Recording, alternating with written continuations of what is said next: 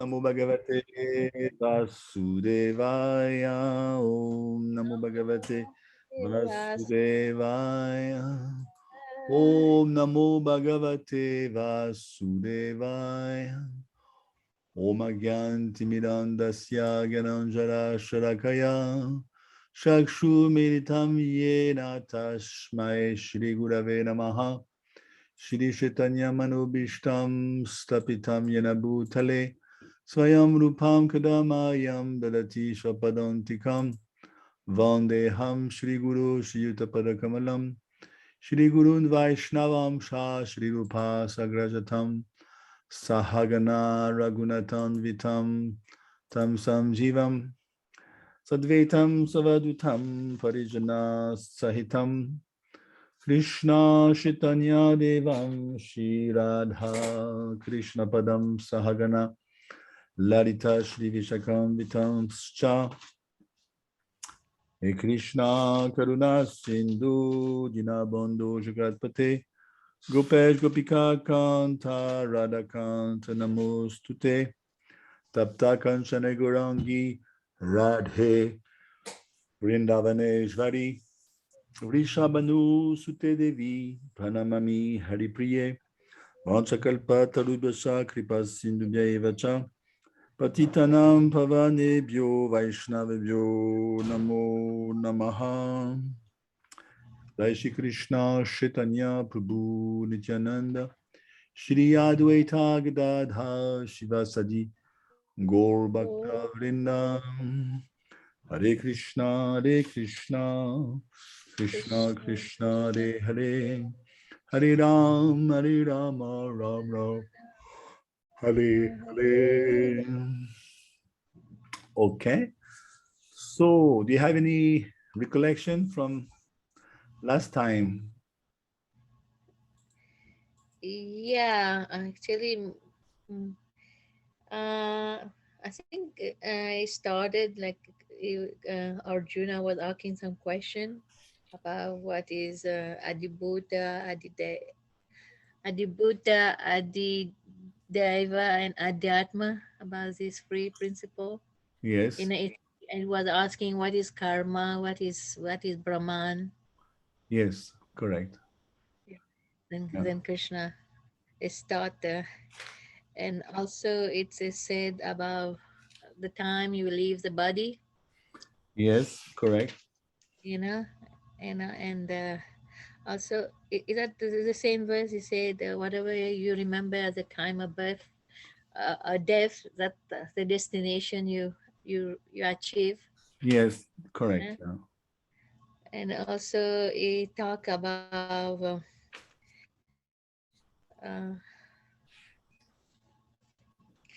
uh, one very nice verse that I like very much is text 9 about, it say how Krishna, one should meditate on Krishna, Yes. who is the oldest, who is the controller, who is the smallest, a maintainer of everything, and also is always a person, is inconceivable, Yes. True. you know. And this verse actually, It sounds like Shri Show a little bit, huh? huh? This verse 9 sounds like Shri Show number 8. Yeah, It reminds me of that verse. is it number 8 Yeah. is. Yeah. Shri I Show know you 8. can. This is a problem, you can connect some verse with some other verses. This one I have to learn. You don't know how to do that? uh, it doesn't come immediately in my mind after I sing a lot. Then I got it. To sync, Yeah, to sync them. Yeah. Synchronize yeah, them. yeah. Okay. Anything else? I think that's all I can remember. Okay, great. So basically, it's clear that it's not an easy chapter, but basically, Krishna urges Arjun to engage in bhakti, in pure bhakti, by remembering him without deviation. It appears in 14, for instance. And then, if you can do that, if you can manage to remember him, then without deviation, of course, that's the price to pay. Then Sulabha, it says in 14, what does it say? Sulabha part. Sulabha means easy. I'm easy to achieve. And of course, we discussed 15. I mean, you discussed with Chandra. Dukalayam Shashvatam. It's this world is totally miserable, actually, and temporary. And so we're going to discuss today about that in the beginning. There's a constant cycle of universal creation and annihilation. It's avyakta, vyakta, avyakta, vyakta, unmanifested, manifested. So it's meant to give us detachment, obviously, if, it's on and off, basically. And it's more often off than on, to be honest. So we're going to discuss today, starting from 2022, the nature of the spiritual world. And of course, the means to attain it is bhakti, as usual. And of course, we're going to discuss after that the different ways of living this world that mostly pertaining to the yogis, the karmakandis. And then, of course, we're going to discuss at the very, very end that the devotee doesn't need to worry and needs not worry about this path because, simply by engaging in bhakti, he attains all the beneficial results of all the other paths. And on top of that, at the end, he reaches the supreme destination. I think we did till 18 last with Chandra. He told me to start off from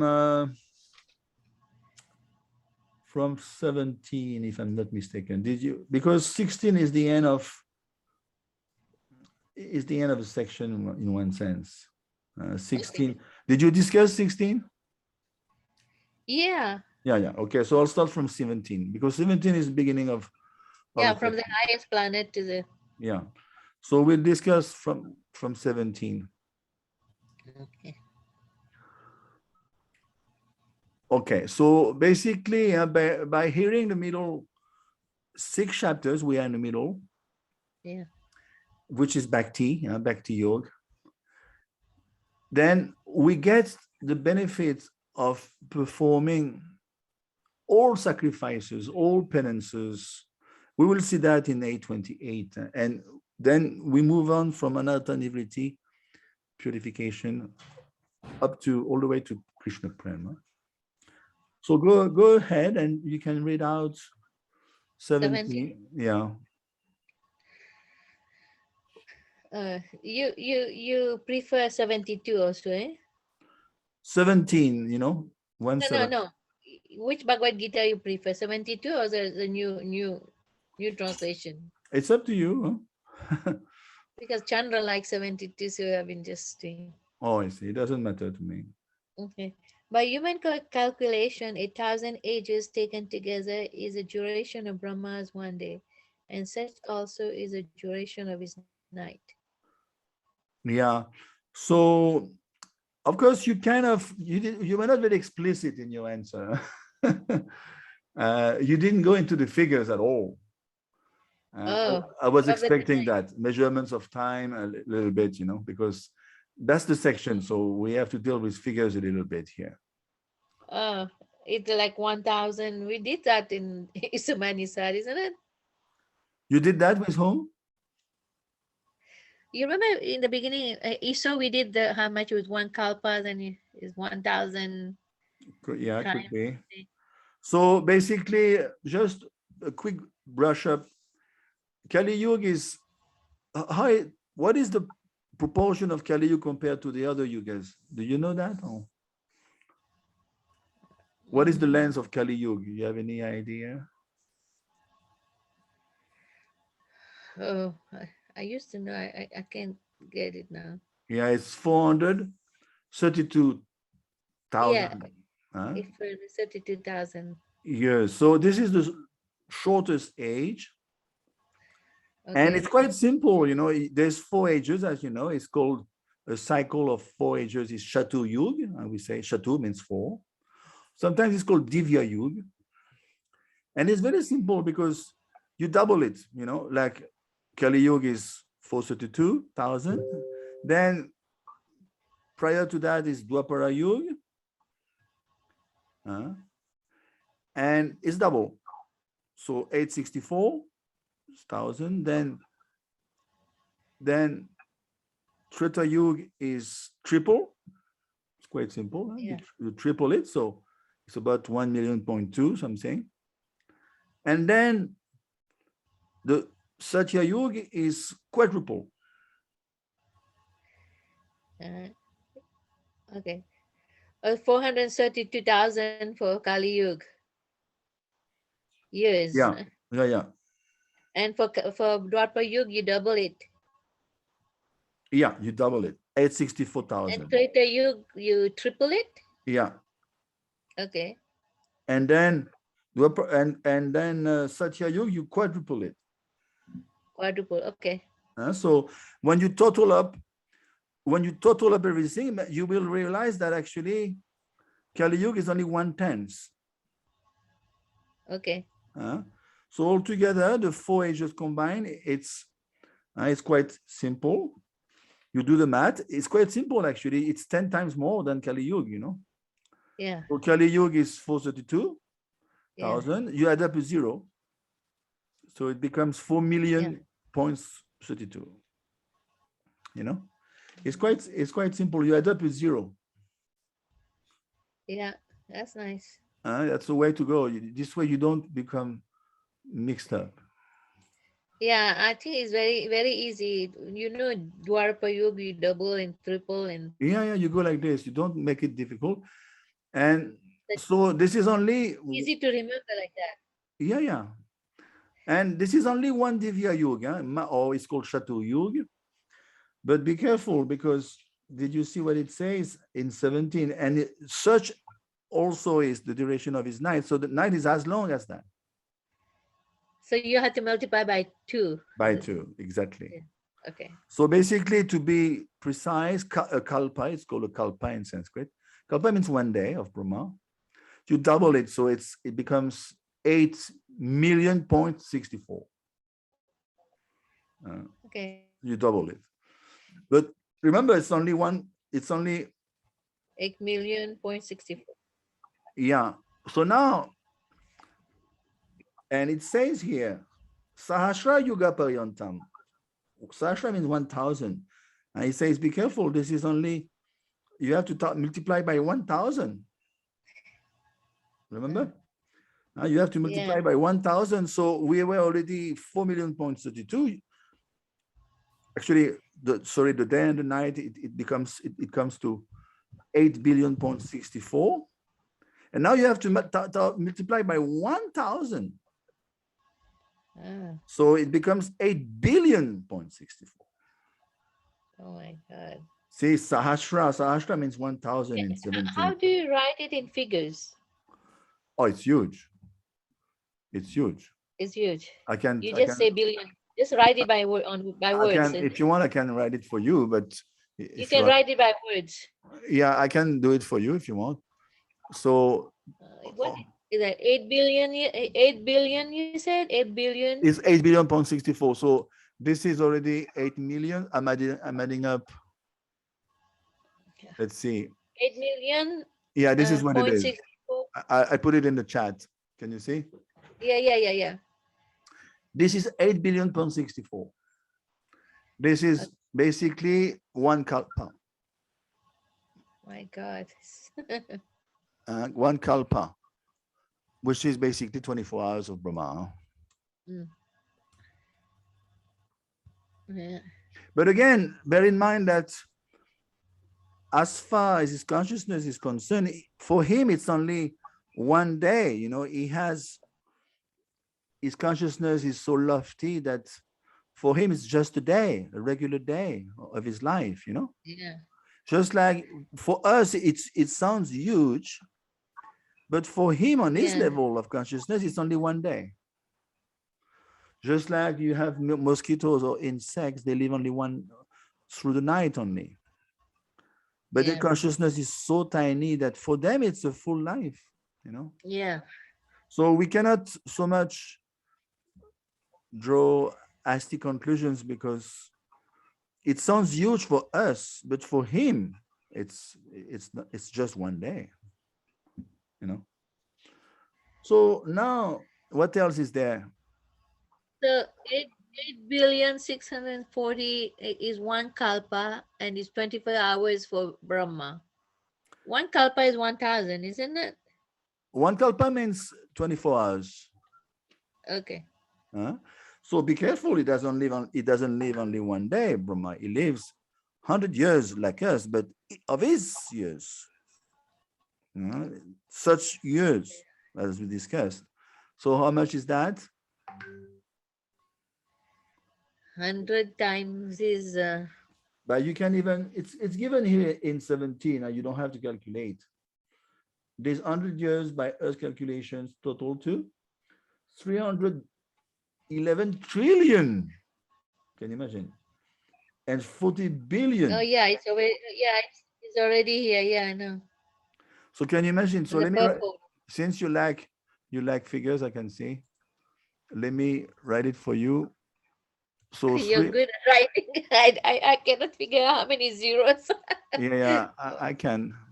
Okay, You're so good this, at math. so let's see. Yeah, this is, let's see. Let me get it right here. It's 400 million. No, I'm forgetting again. 30. This is, yeah, exactly. This is what it is. Oh my God. Can you imagine? Oh my God. See? 311 Can you 0. imagine? 311, 311 trillion, 40 billion years. Can you imagine? Is it So trillion? trillion, yeah. Trillion is 1 trillion is basically 1,000 billion. Oh, So let me double check, make sure it's correct. That would be 40 billion, and now it's 300, yeah, 311 trillion, 40 billion years. That's what it is. But I don't know if you are aware, Goloka, yeah. but when you compare that, you put it in perspective with the Srimad Bhagavatam, with Mahavishnu, this is absolutely nothing. Do you know that? Yeah. It's called in Sanskrit one nimesh. You know what is a nimesh? One nimesh, Is the quote is there, 311:38 in Srimad Bhagavatam. The whole lifespan of Brahma is compared to one nimesh. Nimesh means 8/15 of a second. Can you imagine? You understand? yeah. So it's absolutely nothing. It's not even a second on the level of Mahavishnu. Yeah. This is absolutely not. So we're making a big fuss, of our life, and I've done this, I've done that. Even Brahma's life is absolutely trifling. It's only one image. Yeah. So we should not so much consider ourselves important, because it's absolutely ridiculous. Absolutely ridiculous. So are you aware with all these things, kalpa, mahakalpa, vikalpa? Perhaps I guess I would keep that for BV, because it's perhaps not your cup of tea. Yeah, no, I just go the basic kalpa. Yeah, kalpa, you retain that only. Yeah, You retain that, because Bhagavatam goes much further. Vikalpa, mahakalpa, kalpa. But I'm not going to drown you into that. yeah, So, okay, so basically 17, and then 18, it says that At the end of the day of Brahma, he goes to sleep just like us. What happened to the jivas? And then they become they become Manifest. manifest from the unmanifested state. In other words, when he wakes up again in the morning, they weren't manifested in the during his night, and again they become manifested. So this cycle is going on perpetually. Oh my God. See, Yeah. so it's so now we could ponder. I made some research. What happened to us, the jivas, when the night when Brahma sleeps, we are unmanifested. It's written here in 18. So what does it mean? Do you have any clue? And manifested means that uh, we are just somewhere in any species of life. I don't know. And Yeah. manifested. Okay. So it's important to understand. Of course, it's Gita. It doesn't explicit very. I mean, obviously, Krishna doesn't go into the details, but in Bhagavatam, it's there. Okay. So first of all, the quote is there, 4742, Srimad Bhagavatam. Uh, Brahma doesn't die. For him, he's just sleeping. So he survives all the heavenly planets. So there is devastation, definitely. It's a partial devastation of the lower planets Yeah. within the universe. So when Brahma goes to sleep, there's a partial devastation, but not everything is inundated. Basically, the lower part of the universe, like Narak, then the lower planets, we are into the intermediary planets. That's also inundated. But on the higher planetary system, started with Mahalok, Janalok, Tapalok, they're not inundated at the time of the partial devastation. Why? Because, you know, these fellows, I mean, these great sages, it's written in the Adilila Chaitanya Charitamrita 522, that Mahalok can live even at the time, even to the time of the partial annihilation of the universe. And what happened is there is from Anantadev down below, from his very lowest position down below, he produces a great blazing fire. And the heat of this fire reaches even Mahalok. Then the residents of Mahalok, they travel to Brahmalok, you know. Mm. So in other words, they Mahalok is higher than this Bullock. oh Like, yeah, way higher. Way you don't know the have you yeah, yeah, yeah. Ombu Buva Swa. So So, we are Bu. yeah. Buva is Antariksh. Antariksh means there's no planet. It's a region. It's called Yeah. Antariksh. It's only occupied by spirits, rakshasas. They don't have any gross body, but they are ill intentioned. And when you fall down below Antariksh, which is called Buvarlok, I mean not below, above, you find Svagalok. Swarga is heaven. Yeah, heaven, Indralok. There's so many planets there Yeah. pertaining to the celestial area, like moon, sun, and so many others, Indradev and all. So when you fall down, Gita says 921, Kshine Punya Matolokam Vishanti, once you have used up the merits that accrued and that enabled you to go there, then you fall down. Matyalokam Vishanti, you fall back down to earth. And while doing so, you traverse this outer space, it's called Antariksh, and you are being eaten. Can you imagine? You are being eaten. And you cry, and those tears of yours, they mix with the raindrops, and then the raindrops touch the earth, and as you know, the male will eat either an herbivorous, someone like a species of life will eat grass, herbivorous.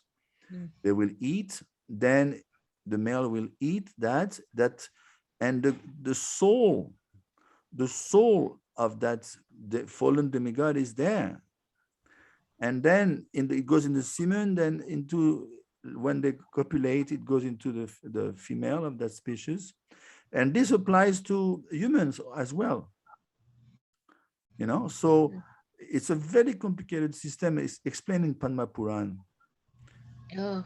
And then in Bhagavatam, it doesn't explain, no. That particular fall down of the demigod down to earth, that is not explained in Bhagavatam. It's explained in Padma Puran. So, but now to answer your question, again, Om Bhu Bhuva Swa, and then above Svargalok, you find these very high leveled planetary systems like Mahalok, Janalok, Tapalok, Brahmalok. And there you find only great Gyanis and Rishis, Brihaspati, you don't find any Vishayi there. There's no Vishayi. Okay.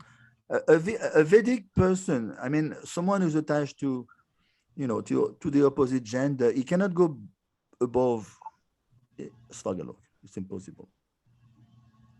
As long as we are attached to sex life, we cannot go beyond. Okay. It's only for people who are completely detached from material.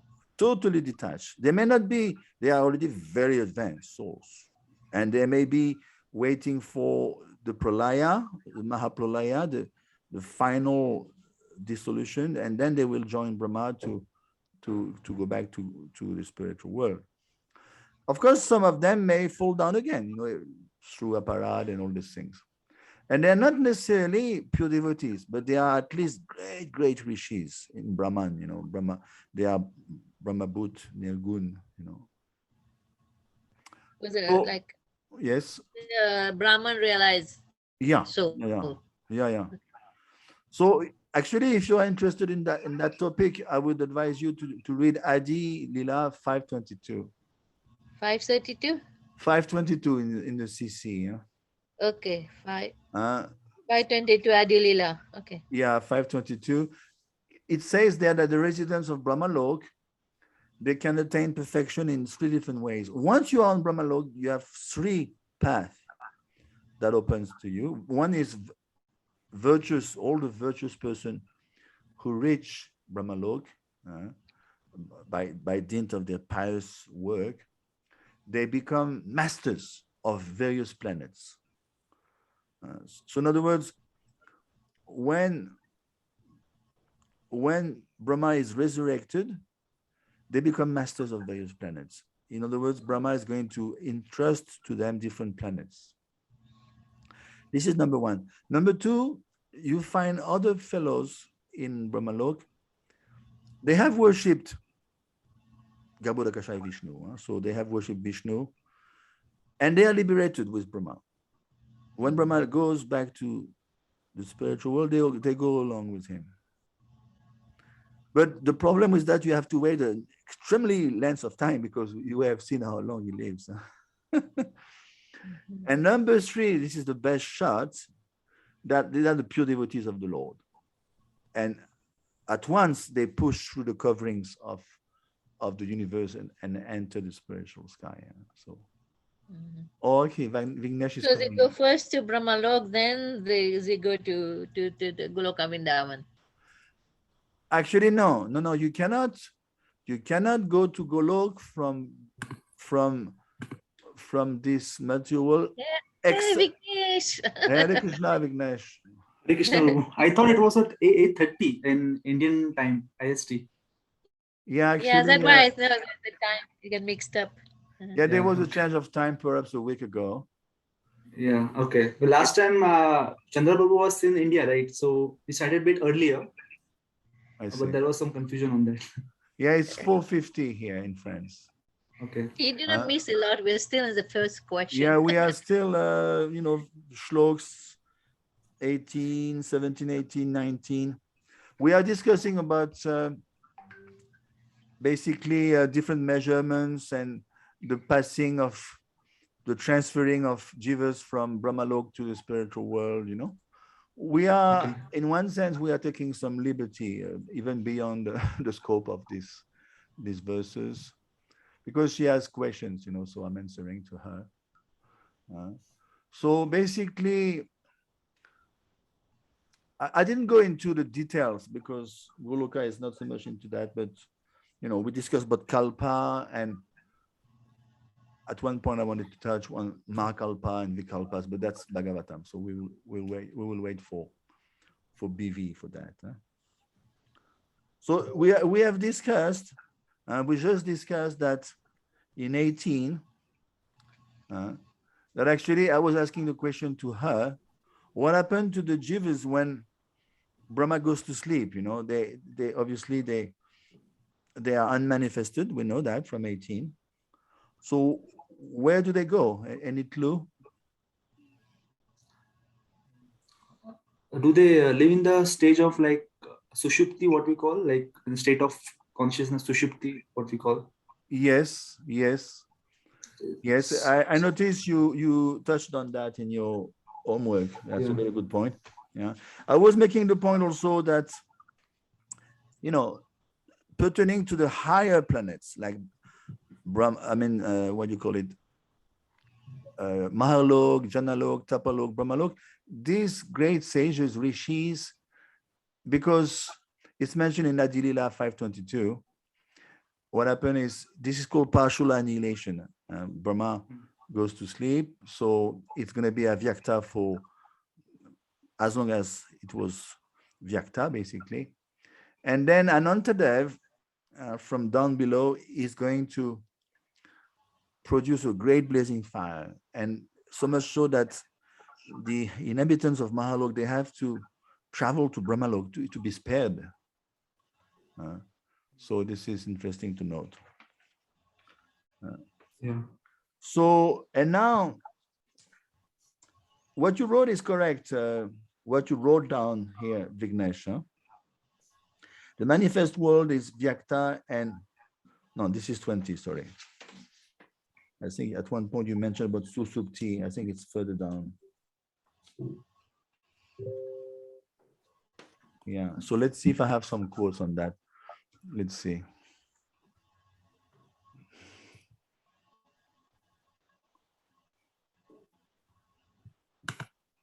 Yeah.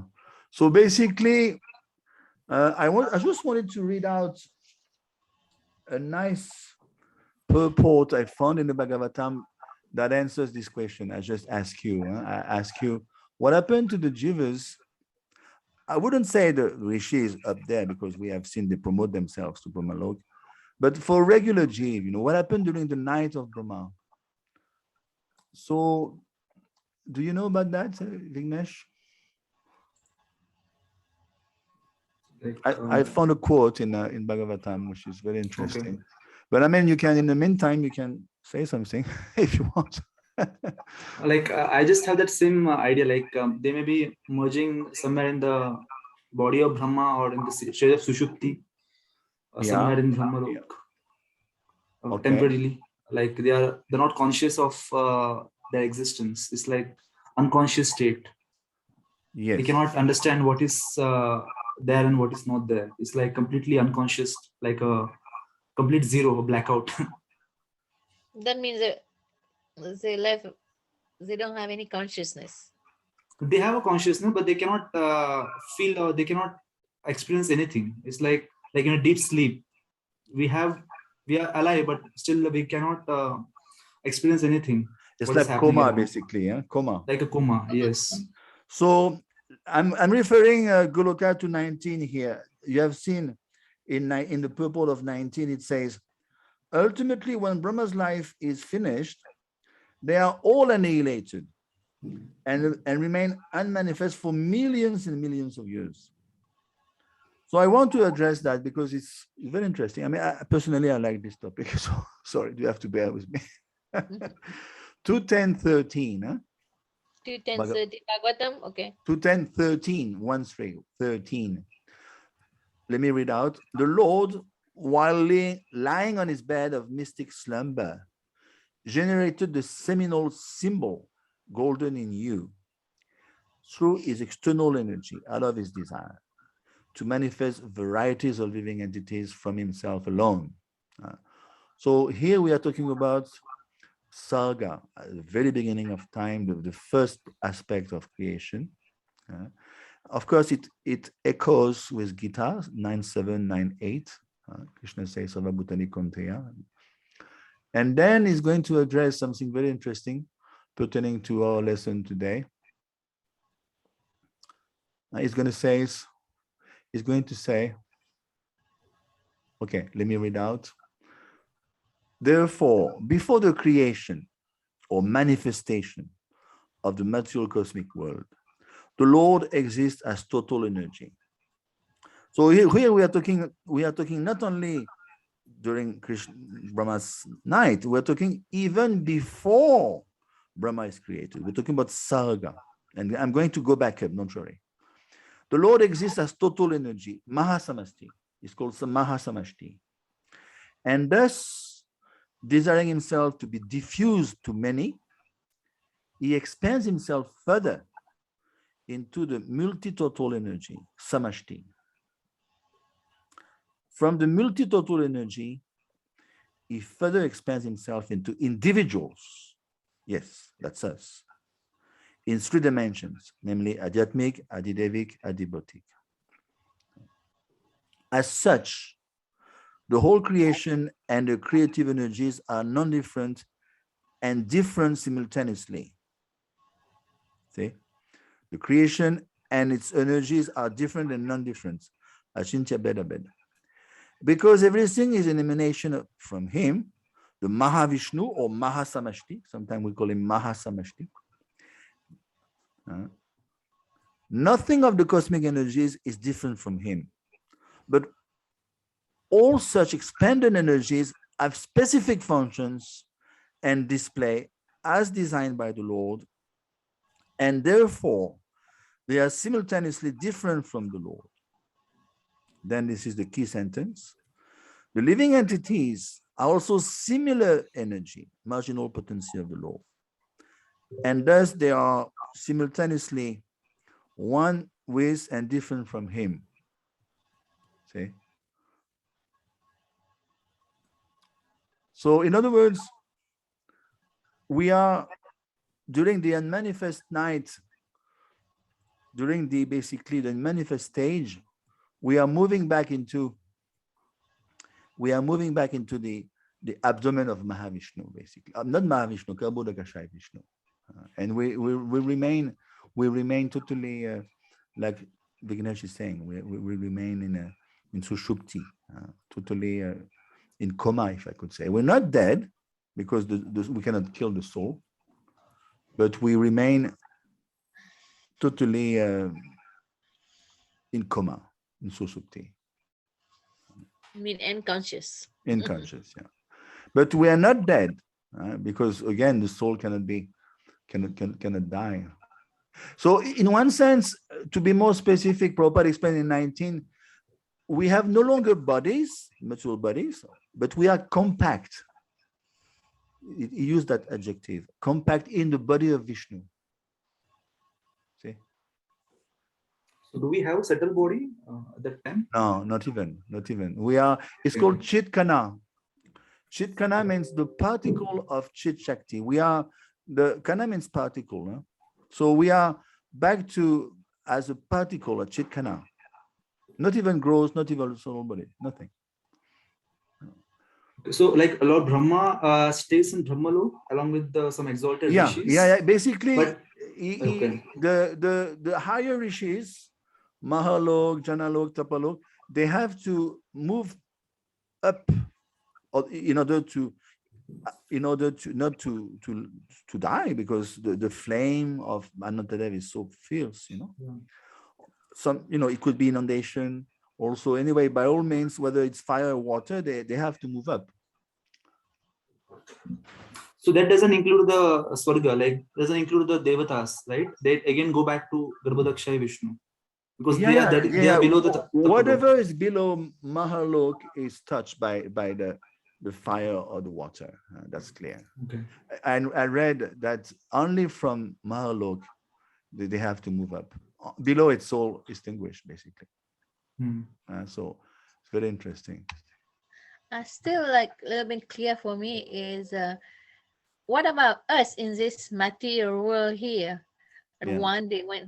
one night of Brahma, what happened to us I here? told you, we We are, just we are, we are, we are we moving. already leave our body. We are in any species of life or something. Yeah, whatever is existing disappears. It's Yeah. destroyed, either drowned by inundation or actually it's mentioned in Adi Lila. Let me go back to give you the quote. I think I gave it to you. It's like apocalypse. Apocalypse. I just gave it to Goloka. It's Adi 522. This annihilation begins when Anantadev, from the lowest position in the universe, produces a great blazing fire. The heat of this fire reaches even Mahalok.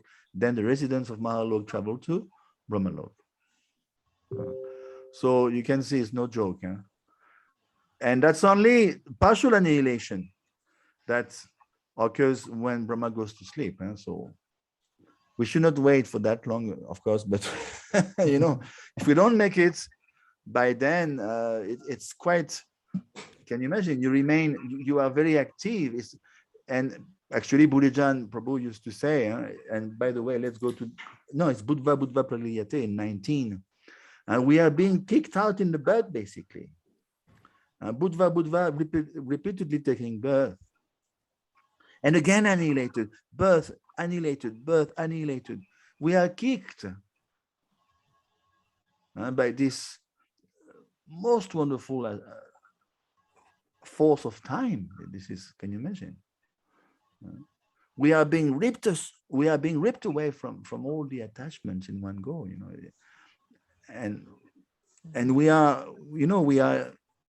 intermittently forced into an unmanifest state, and that's very heavy because it's not pleasant. The soul is chit and chit shakti, so we are meant to be active, and to be in an unmanifested state is quite hellish, if you ask me. That mean we experience suffering or something? Experience pain It's no, not even, but we are, it's the soul is concerned that, I'm wasting my time. We are, it's quite a disgrace. Just like, we at least when you have a body, you can express yourself materially. Okay, we understand it's bad, but when you cannot even express yourself, you are just compact. Prabhupada used this term, compact.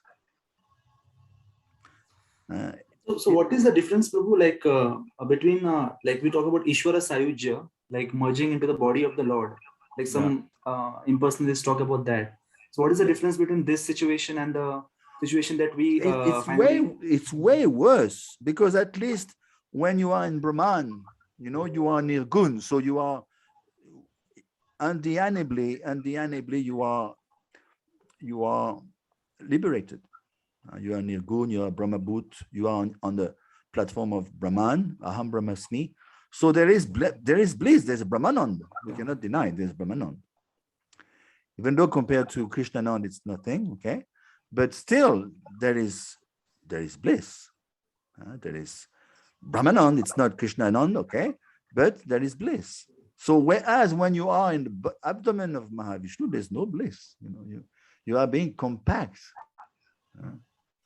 It's quite hellish, if you ask me. And I was trying to yesterday, or today, I even saw something quite amazing. It says that we even merge with the components of the universe.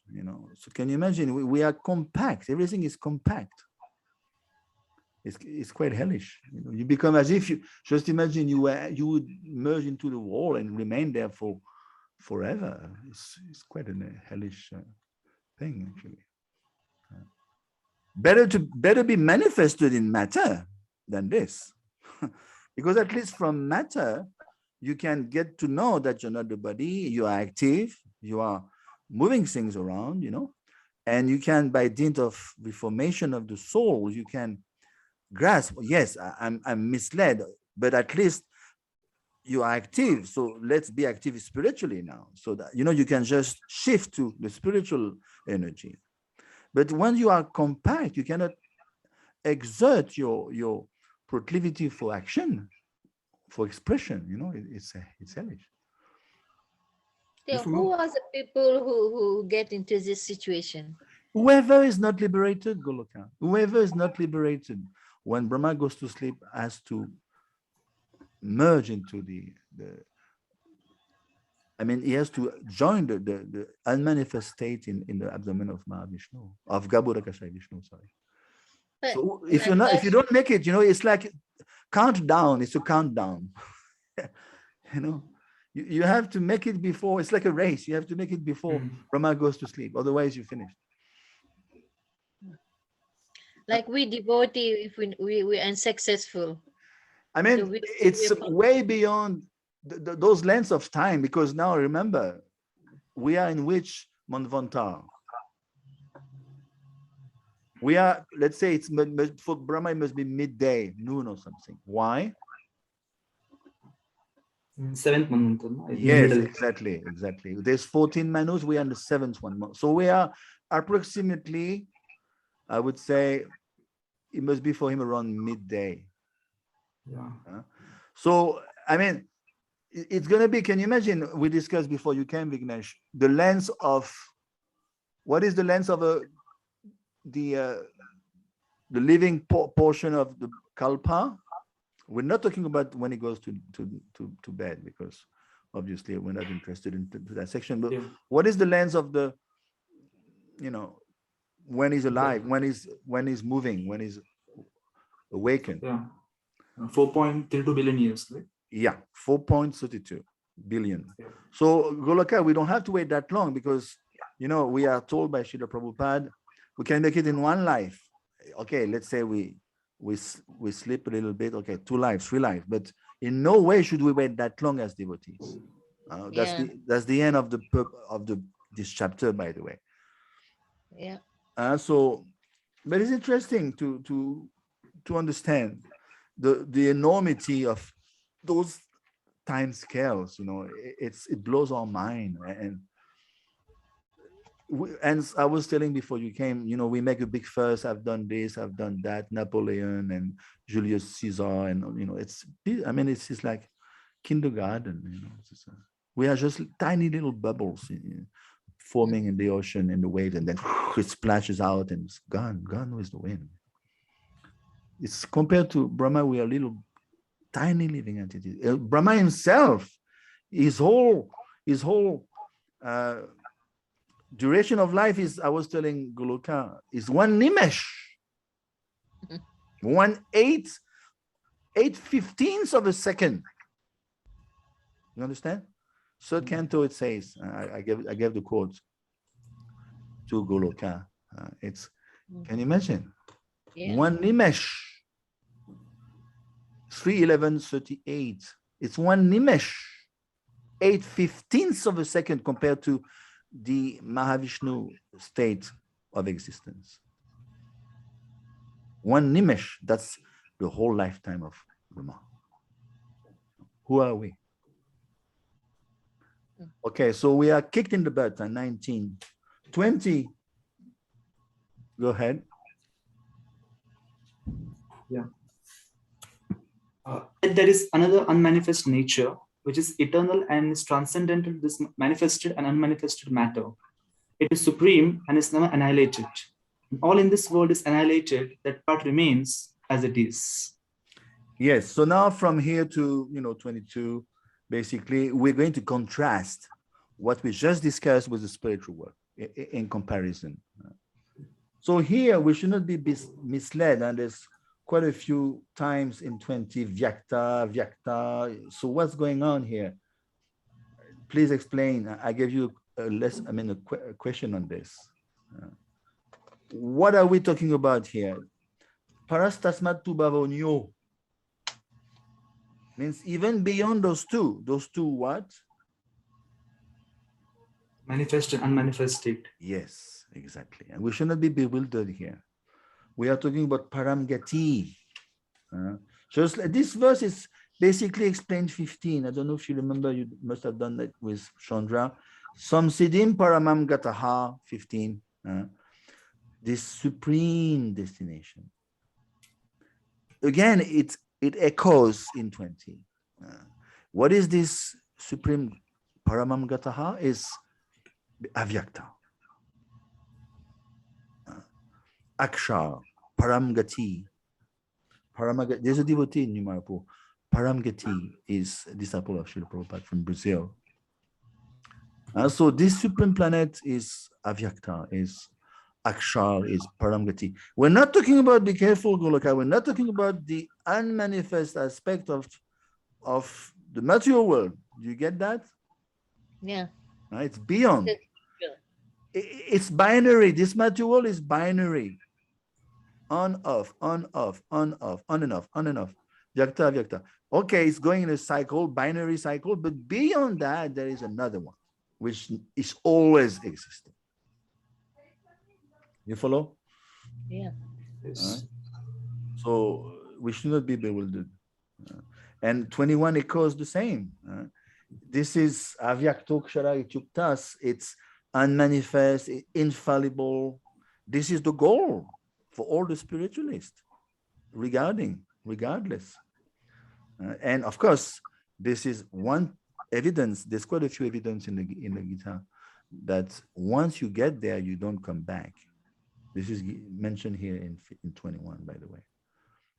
Often this discussion was going on 20 years ago, remember? Where are we? Where do we fall from? So there's quite a few, actually. Thank you, Vignesh. You gave quite a few in your homework. You gave quite a few quotes on. Of course, you kind of overlapped something else. You gave the quote that we never come back down. Yes, and then you mixed it up with the list of pertaining to only by bhakti can we go back. You kind of mixed the two lists. What I was asking in that verse, in that, in question 4 was, where does it say in the Gita that once we go back there, we never go back down? I think there are 4 clear verses, right? What you told, there are 4 clear verses I found. Yeah, actually, you yeah. forgot one. You forgot one. You quoted Okay. them all. You quoted 821, 816. You forgot 815. 15.6, 15.4 is correct, yeah. So this is very important for us because it should be an impetus. It should be an impetus to leave this place forever. I mean, to kalayama shashvatam, what's to use? And of course, it's very brief in the Gita. I know it doesn't describe very much. Here it says, what does it say in 21 about Golok? Oh. The supreme abode is called and manifest. Yeah, but in the purport, Prabhupada gives a little bit of details, not much, but a little bit. He's referring to Brahma Samhita. Yeah, Chintamani Dham. Yeah. So it is to be contrasted with, in the Bhagavatam, you find descriptions of Vikund in the 3rd canto, 15th chapter. I was teaching recently this to the VIH in Vrindavan. And there it's quite elaborate also. Forest there, desired trees, and very interesting. Right? We shouldn't be thinking it's totally a plain, No, it's full of varieties. Madhavi flowers and beautiful ladies and, Yesterday only we were doing some service. We were talking with some devotee. He said in the spiritual world, everything is personified. Even a paper, isn't it? Yeah. Paper, Even Ananda Chinmoy Ras. It's called Ananda Chinmoy Ras. Hmm. Everything, this lamp, I've got a lamp here. They could have a lamp, why not? But the lamp is Ananda Chinmoy Ras. Ananda Chin Rice. Means Yeah, the lamp is transcendental. Can you imagine? every single thing that we have here, you know, is a personified spiritual world. It's serving Krishna, isn't it? Yeah. The lamp is, I mean, of course, you may say, "Oh, well, it's a foolish example." You could have told me actually. Why is it a foolish example? Because it's self-luminous. It says in the 15th chapter of the Gita, everything is self-luminous. So there's no need of a bloody lamp, of course not. Everything is self-luminous. You want to say anything? Still, there is sun, right? Although Krishna says there is no sun, moon in the spiritual world, but still there is like a rising and the setting of the moon and sun, right? Because otherwise, how can they experience the pastimes in that Yeah, regular so setting? it's a very good question. My guru addressed that many years ago.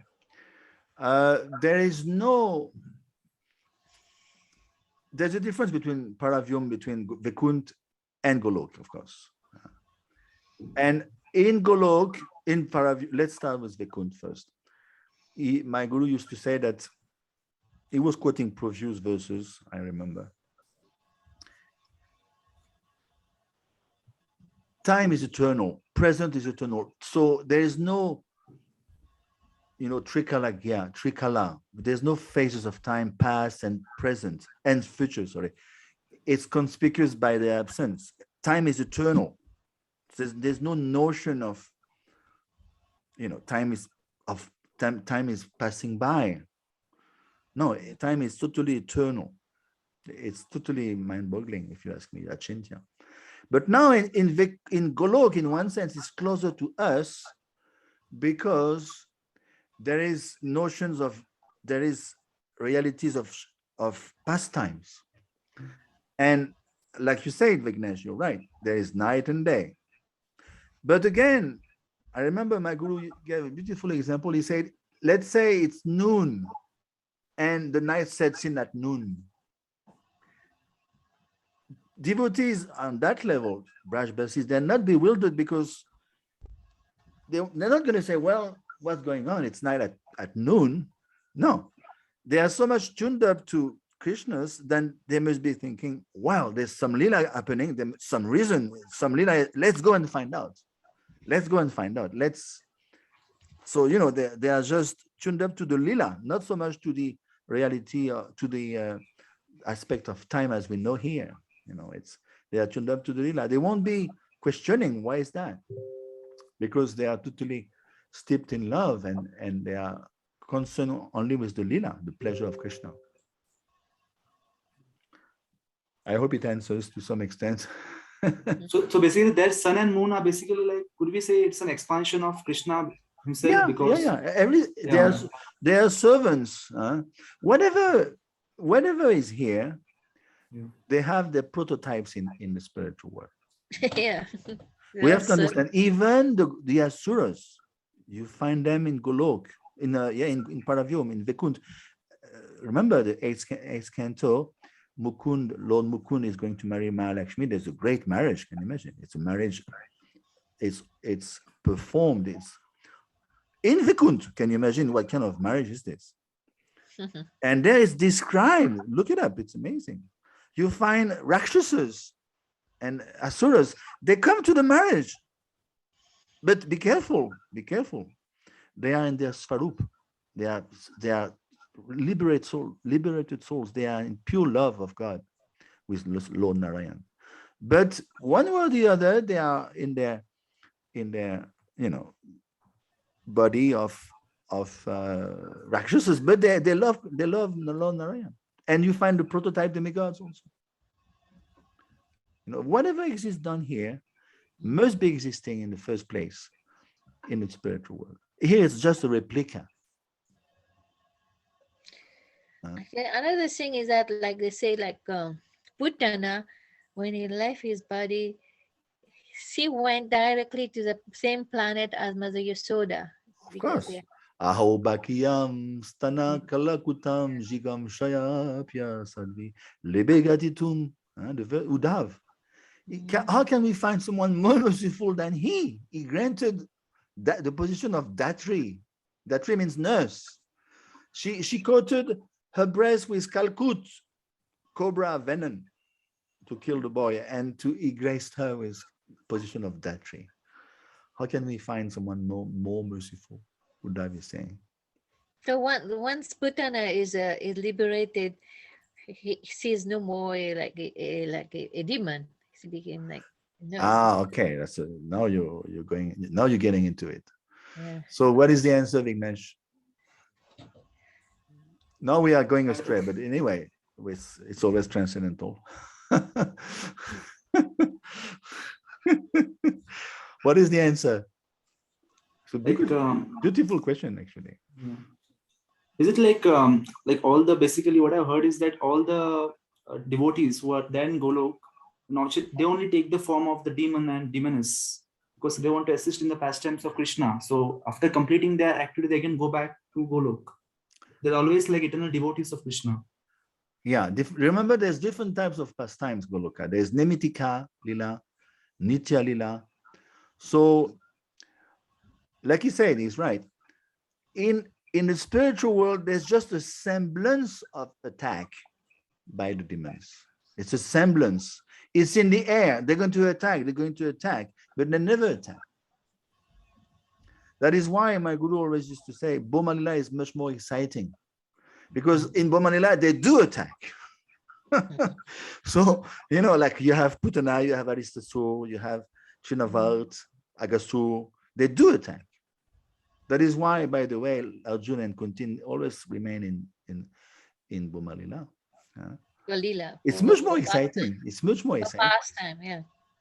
But once you go back to Golok, especially in Golok, in the highest realm, they don't attack per se.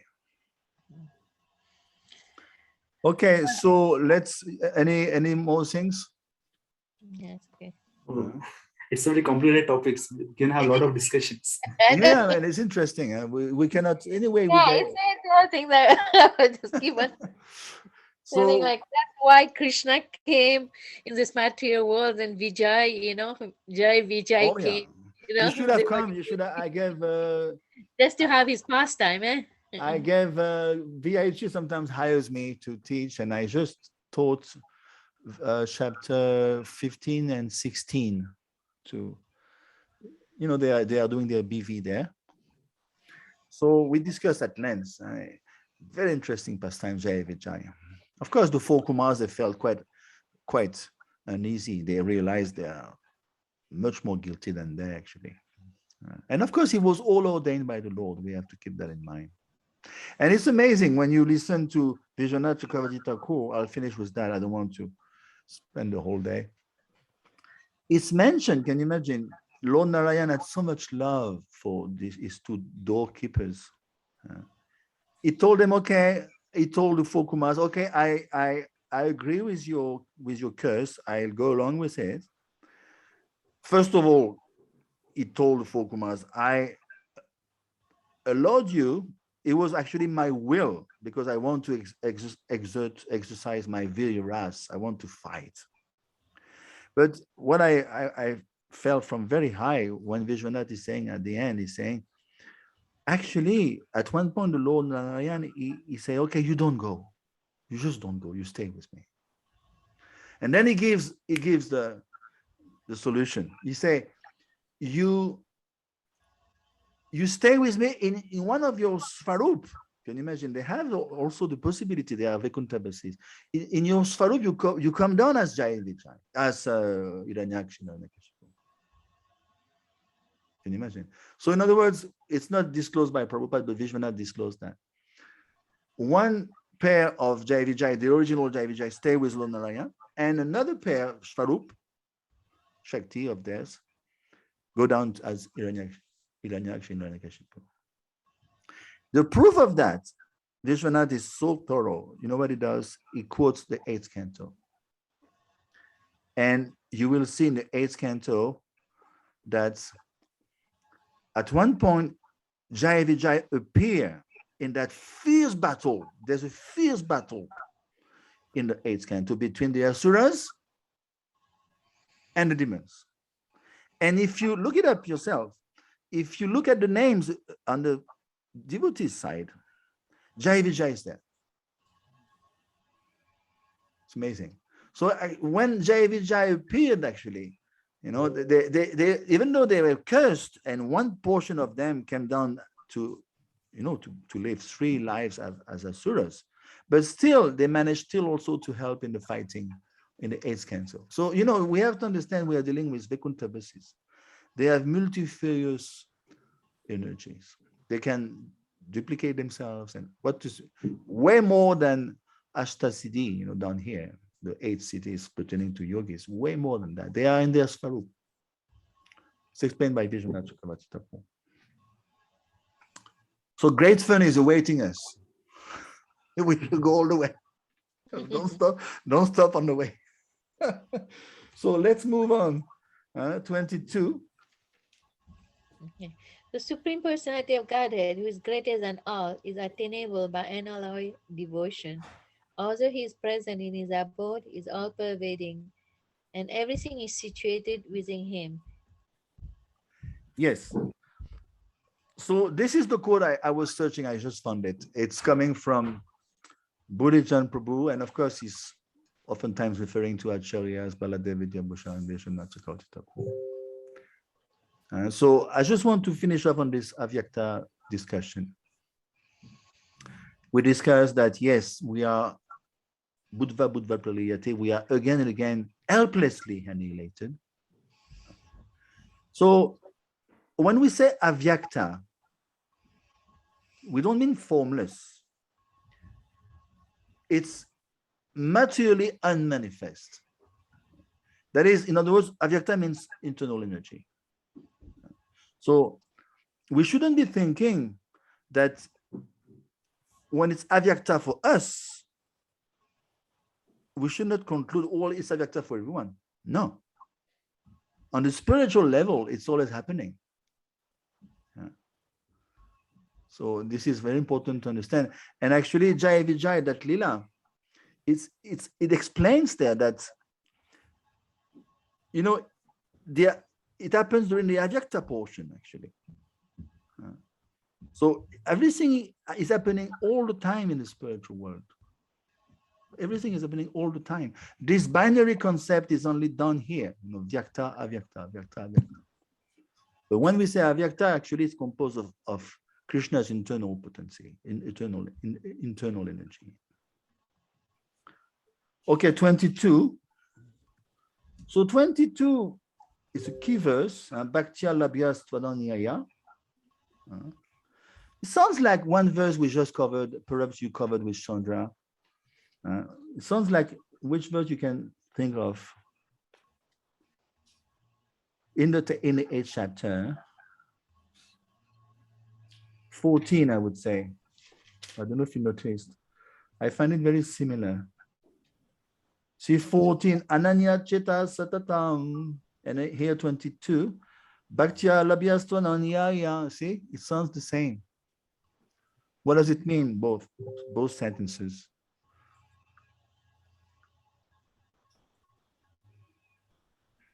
Like one who always remembers me without any deviation. Yeah, that's what it stresses, the same thing. Over and over again, Lord Krishna is stressing the same.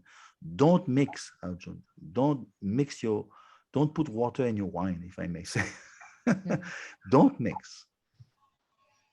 Otherwise, you get a mixed result. And as soon as you don't mix, age 14, Sulabha becomes easy.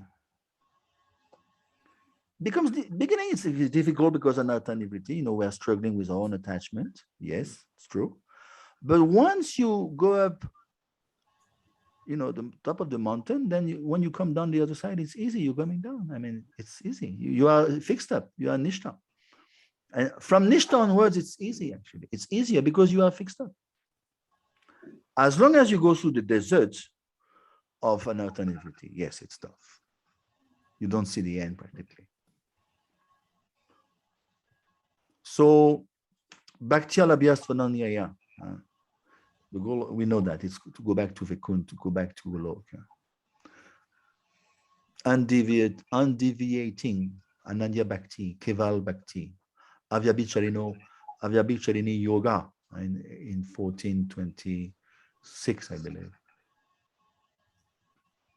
So that is why, it's like you want to run somewhere, you see a treasure, or you see your beloved, whoever it is, but you are being held back by a chain at your feet, even though you want to go like anything. So all this gyan, karma, and yoga, they are holding us down here, preventing us from attaining Krishna. So, and now from here, from 20, I would say 23 up to the end, basically, we're discussing with the different times of passing away. It's quite interesting also. Do you have any questions for that connection between 1422? Yeah. So yes. Most of the times in Bhagavad-gita, Krishna has stressed a lot on the word Ananya. There are many verses where Krishna has mentioned Ananya, Ananya. Ananya. This is a reminder, it's like, in one sense, I'm always thinking like that. If you take up the trouble to do something, do it right. Otherwise, don't take the trouble. Okay, I'm a full-fledged materialist. I'm not going to bother to even start. Okay, so at least the guy is honest. But if you start becoming Krishna conscious and it's a half-baked job, then in one sense it's quite how can I say, frustrating, because you're so close but you can't make it. So Krishna is very nice, we know, from Neha Bikram Nashatusti, he's going to give you another life, second life, third life, but might as well finish it off, So this is my reflection on the thing. Otherwise it's frustrating, so close, and you can't make it. And when you see it's disproportionate what we are holding on to and what's awaiting us. I mean, there's no commonality between the two. It's ridiculous in one sense. Okay, so let's we are holding on to something. Yeah, it's because Krishna wants us to lose that, but we are holding on to something, so Ananya is not possible easily. Yeah, this is the point. And that's why we're having I was telling Goloka, we're having the darshan and the seminar of Visheshika Prabhu is stressing on that all the time. I'm just thinking, it just the sinful, the beach, like sinful activities in our heart is not completely eradicated. That's why we're still holding on stuff in this material world. We're not coming to that level of Ananya Bhakti, Yeah, but we have to break it down. The whole ladder is there. We know Shraddha, then Ador Shraddha, and then Sadhu Sangha, Bhajana Kriya, Anartha Nivriti. And of course, I would say the no man's land we know where it is. It's Anartha Nivriti. I know the knowledge is there. It is a practice, a practical, like the and that is why we should delve into this topic, like Madhurya Kadambini, the 6 symptoms of Anishtita Bhakti, no, this is the last one. Vyudavikalpa, there's so many symptoms. Ganatarala, what's holding us is very precise. Vishwanath is so precise, is so helpful, where we stand, what is in which phase of instability are we in? So when you read the breakdown of that, it's extremely encouraging, because, okay, I'm getting out of this one, and gradually you're moving. And then once you get Nishta is a great thing, Nishta. Nishta is very vast. Nishta is a very wide expanse of consciousness. Prabhu, all these books you are mentioning, do you have it in hardbound, or you have Yeah, it like in Madhurya hardcover? Kalamini is very thin. It's Yeah. Madhurya Vishwanath Chakravarti Thakur. Read it. It's extremely important for Is it us because online? Online you can get it? you can order it. I mean, I have it. I guess it's in my trunks in Vrindavan. I've got many trunks there. Yeah, I know you can order it. I'm just thinking, whether they have an online business. Look it up. It is Look, there online. If you want to read, it's Amazon Kindle. You can read online. Okay. yeah, it's important Yeah. book, very important book because we are going. It describes the no man's land, the deserts like of an outer Nivriti, And Bhaktisiddhanta used to say he would oppose another to outer pravritti. After Beautiful, public, beautiful play of words. Anartha nivriti, what is the opposite we want? Alta pravritti. after public means few. It's yes, we want alta means value, worth, what is worth it. There's of course as long as more we become attached to Krishna, alta pravritti, you know. This is what is the opposite of anartha nivriti, which is extremely distasteful and it's quite, I would say, tasteless, to say the least. It's tough. It's a struggle. It's karshati. But at the end of the day, it becomes alta pravritti. And you can see devotees like, this Viveshashika and others, I they are know. they are The kind of relishing Krishna consciousness. You cannot put a show for 1 day, 2 days, 5 days, 5 weeks, but year after year, almost 40, 45, you know 44. the guy is on different platform altogether, not only him but others are as well. So it means they have gone through that no man's land. They are the other side, at least Nishta and onwards. Shakti, Ruchi, there's a taste. Mm. So we shouldn't be thinking, well, it's let me drag my feet forever, because and that book Bandhavya Kanamini is quite helpful because it shows you within an alternativity what are the phases. Very interesting book. Okay, let's move on. So let's finish it off. It's yeah, we have to catch up a little bit. So we are with 23. Yeah, go ahead. 23. O best of the Bharatas, I shall now explain to you the different times at which, passing away from this world, the yogi does or does not come back. Yeah, so we're going to discuss one after the other. They have to leave the body at suitable time. So very interesting, from 23 to 26, dealing with Jnana yogis and karma kandis and all. So go ahead, 24. Okay. And those who know the Supreme Brahman pass away from the world during the influence of the fiery god in the light at an auspicious moment during the fortnight of the moon and the 6 months when the sun travels in the north.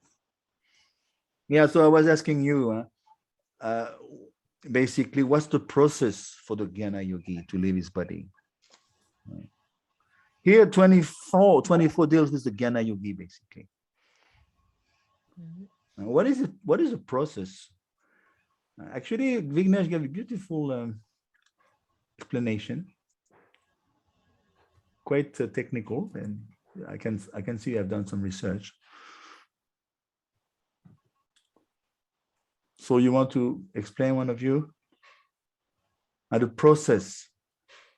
Did you notice it says in 24? Please explain. Fire, light, day, fortnight of the moon. They are all these various deities are making arrangement for the passage of the soul. Very interesting. How do you understand this section? It rings a bell. It was one of my questions, actually. It rings a bell. We discussed that. Of course, not with me, I guess with Chandra. Very beginning of the 8th chapter, remember? It is the same topic. I don't know if you remember. And what happened to those who left the body I think Chandra gave a question like that. What happened if you leave the body sinking our cars? Do What we happened come if what? Say if it we again. leave our body sinking our car? Or thinking of a car. Well, it's not Yeah, good. I can do tell you you that become a car? much. What do you become? Well, I have another question, I suppose, in which somehow, if even if we engage in devotion throughout our life, but somehow we are not able to remember Krishna at the time of death. So what happens to them?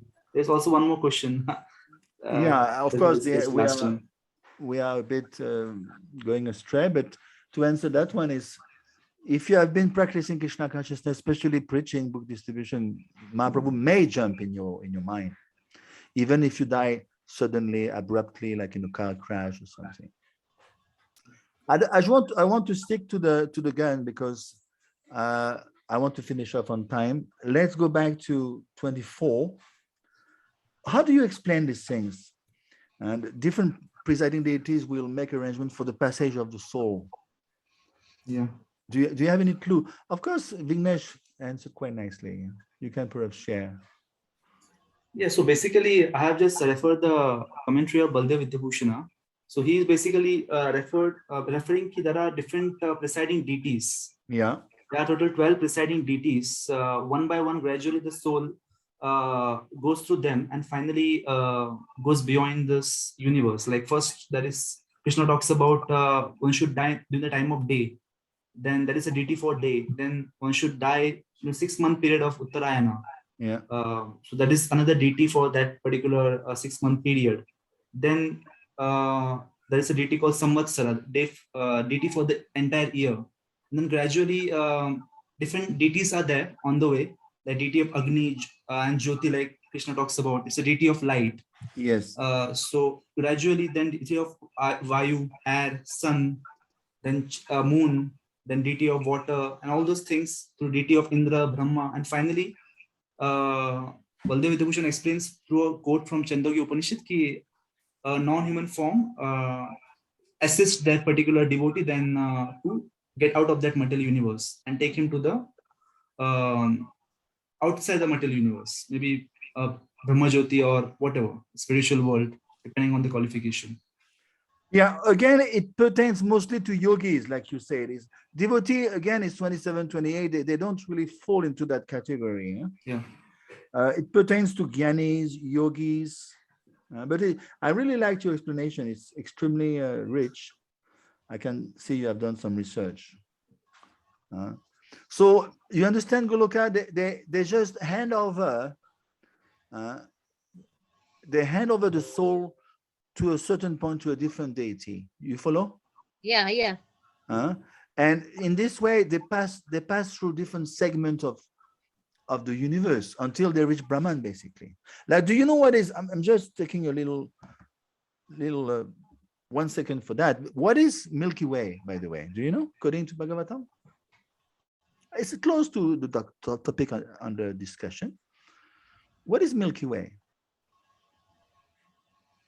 Just to show you how far we are bewildered from whatever we learn at school. Milky Way. Do you know the Bhagavatam description of Milky Way? Milky Way means the demigods are handing down the Ganga in some vessels. Can you imagine? You know vessels where you recipients where you keep Ganga, and Yeah.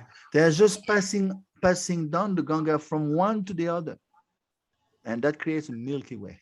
Can you imagine how far we are from reality with all the nonsense we learn at school? Actually, Hindi we call Milky Way galaxy as Akash Ganga. Exactly. Now, to add up to that discussion, I found a quote in 6:142. You know the 10 witnesses. What are the 10 witnesses? All whether you sleep or you are up, there are 10 witnesses watching you. The sun, the fire, the sky, the air, the demigods. They see you. The moon, evening, the day, the night, the directions, water, land, and super soul. Can you imagine? They all witness the activities of the living being. Whether you are in a cave 30 meters down below, whether you sleep, whether you are awake.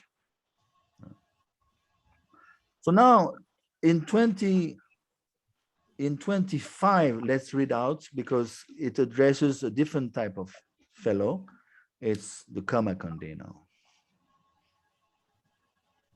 Yeah, it's you. Vignesh? Go ahead, Yeah. Goloka, 25. or whatever, whoever. Yeah. 25. The mystic who passes away from this world during the smoke, the night, the fortnight of the waning moon, or the 6 months when the sun passes to the south, reaches the moon planet, but again comes back.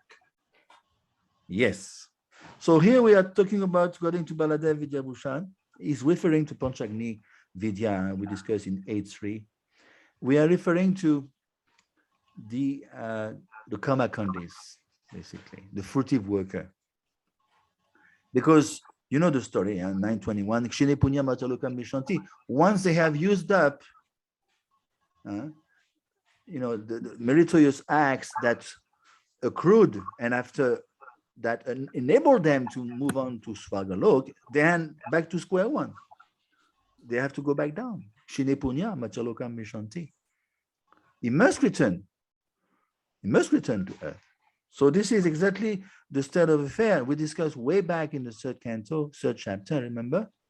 That tiny section from 310 to 316, the Karma Kandis, how they, through mutual cooperation with demigods, remember? Mm-hmm. They offer Yagyapati, Yagyapurush, they offer, and in return they get the necessities, the prosperity. And Stena Vasaha, if you don't do that, you're a thief. We're talking about those fellows, Karma Kandis. I have a doubt on this. We talk about karma kandis not as a yogis, right? So could they be karma yogis? Because Krishna uses the word yogi prapya nivartante. So are they karma kandis or karma yogis? Or are they same? Like, I think there are some differences, right? Like karma yoga, I can achieve liberation by doing karma yoga. But karma kandi will again come back after getting some benefits from Sarga. Yeah, it's a good point. Actually, I was reading in one Yoga lecture. Prapcha Nivartante. Yeah, you're right. Prabhupada was telling all this, talking about this mystic yogi and all this stuff. Usually they are the impersonalists. They are like, those who are the Brahman That realization. was mostly 24, Goloka. Okay. What you're referring is 24, those impersonalists. But the point of Vignesh is quite valid. So here, definitely must be including also the Karma Yogis to some extent, especially the Sakam Karma Yogis. Because it says he's right, actually. Yogi Prapya Nivartante. They come back. I'm just thinking, why they have to come back to this earthly planet? There's no other planet. Because, okay, Vignesh, go ahead for that. Like what I understood is like planet Earth is like karma bhumi. This is where we can actually get reward for our pious deeds or get some punishment for our wrong deeds. That is the only planet. Like we can have a mixture of both. Okay. Yeah, but that is why Earth it's like a, you have on the door, a hinge. You say a hinge, isn't it? The door is held on hinges. You have 2 or 3 hinges on the door. So this planet of ours it's hinged. We can, from this planet, we can totally drastically change our destiny. It's a hinge, basically. You can go through the door. Okay. You can go back to Golok, especially thanks to Srila Prabhupada. It's unheard of this opportunity. That's why the demigods are queuing up. It's mentioned twice in the 5th canto. They're queuing up. Yes, it's unheard of. Let me go down. 100 years is nothing. It's a piece of cake. So we should not miss this opportunity. Planet Earth, this is the roundabout. Remember, once you have gone to Narak, you've been thrown in 16th chapter, you're cast into Narak, lower and lower, go further down. Then you suffer. Then you are placed into an habitat corresponding to your consciousness, which is very low. Otherwise, you wouldn't have gone to Narak. And once you have purged out your sinful reactions, you are back to neutral, basically. You go back to earth. Again. and not, but I'm not finished. Bhaktivedanta Purna Maharaj used to explain very nicely. And then you mingle with other types of fellows, the Kropati. We are discussing about that right here, 25. Can you imagine they've gone to Svarga, these fellows? They've gone to Svarga even. But again, Kshini Punya Machalokam Vishanti, they go back down. And by Krishna's grace, they have a little bit of punya left so that they can get at least a human form of life, a human body. And so this human body, again, back down to punya bhumi, karma bhumi, this earth, where again, they have free will. What are they going to do? So they're mixing, can you imagine? They're mixing, especially India. India is full of these people. There's a mixture of people coming back from Narak and people coming down from Swagalo. So that is why India is such a mixed bag, because you find all kind of fellows, and that it doesn't tally at all. So that was the explanation of Bhaktivedanta Purna Maharaj. I don't know if you know him in Mayapur. It's very interesting, I find it. Mm-hmm. So that is why, and we don't want to identify with neither of those camps. We don't want to become a Kropati, just become very pious, but very fruitive also. That is why all this Birla and whatnot, most probably they went to Svarga. And they have a little bit of piety left. Again, they are doing pious activities like anything, giving crores and crores. They know. I'm preparing my future betterment, better lives there. They know, they're not fools. But it's a far cry from being a pure devotee. Anadya Bhakti. So they blew it in one sense, I found a quote because I want to discuss a little bit about Panchagni Vidya. It is explained in 8.3, and you could not remember, but it's mentioned in 8.3. Can you imagine? In 8.3, Srila Prabhupada quotes Chandogya Upanishad. You want to explain?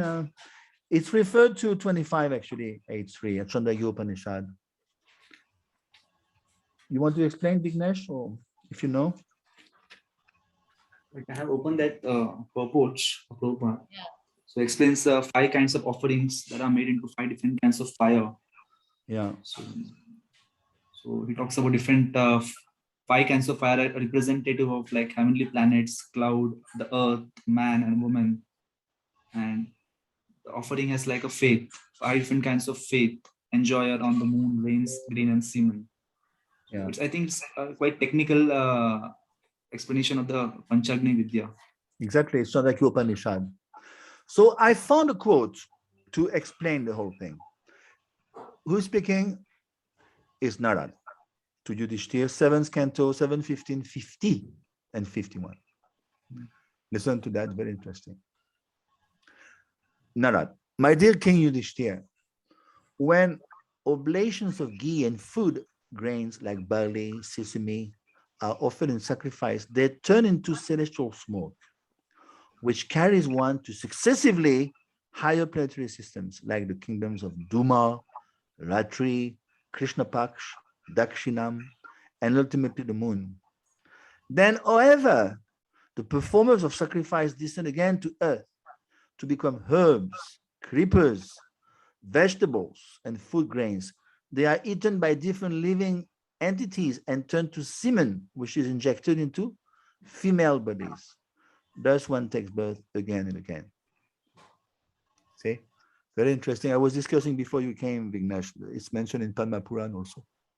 Those who fall down from heaven, how do they fall down?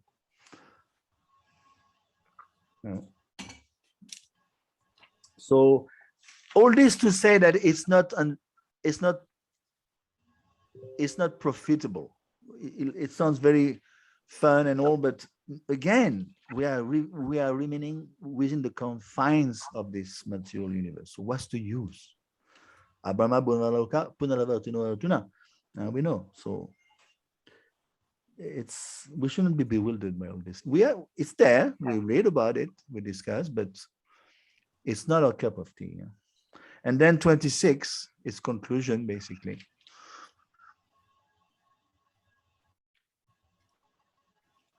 Okay.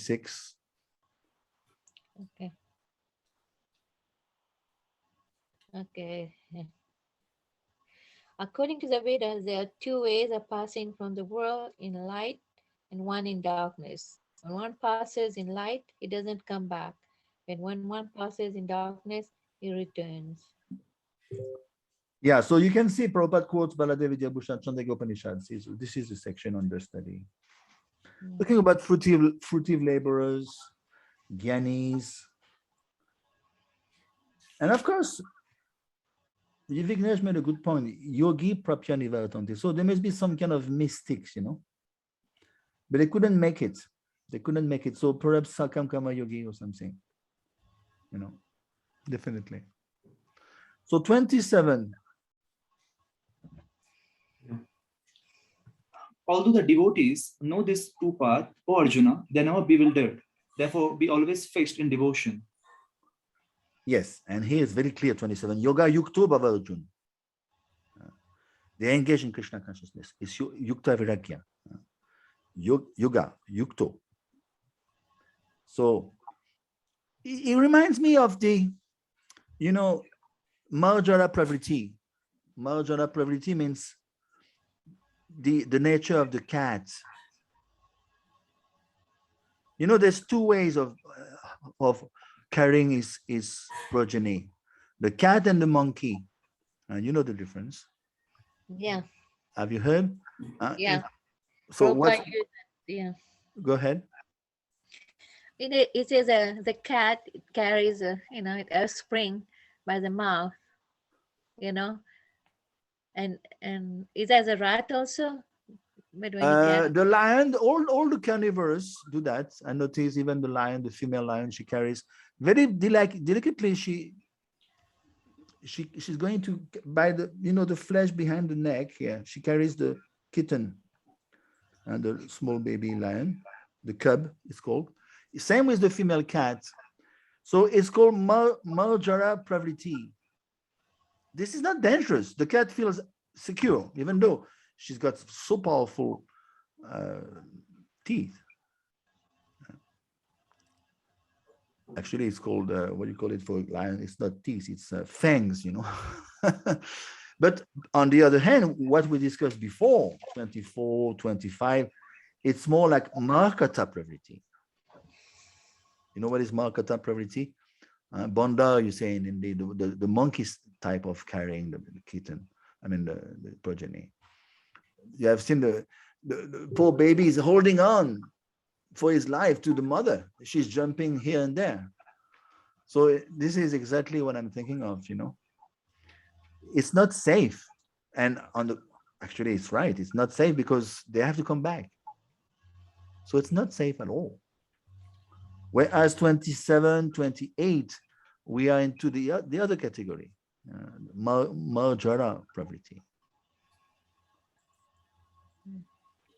So we are lucky. And here it says, he knows his passage to the Supreme Abode is guaranteed by devotional service.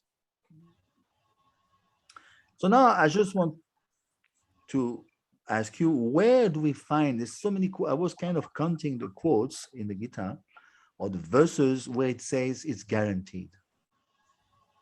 It's guaranteed. Krishna says many times it's guaranteed, Arjuna. By Bhakti, Bhaktimama Bijanati, Yavanyashasmitadvataha. Many times I found 1, 2, 3, 4, 5, 6, 7, 8, 9. Can you imagine? 9 times in the Gita. It's guaranteed. Vignesh touched on this, but he mixed up the two lists. You touched on that. That was great. But you mixed up the list of when we go back, we don't go back down. That's one list. And the other list is guaranteed by pure bhakti, we go back. So you mix the two lists. So yes, I can tell you if you want. 723, 8587, 813, 814, 822. Can you imagine? It's 1, 2, 3, 4, 5.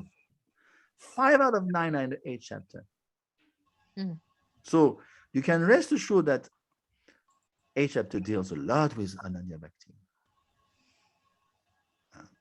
We should not be thinking, oh, basically 8th chapter deals how to die. It's called Tarak Brahma Yoga. How to die. How to attain the Supreme at death. Out of 9, 5 quotes are in the 8th chapter. How to, it's guaranteed. Krishna says it's guaranteed. Can you imagine? More than half is in the 8th chapter.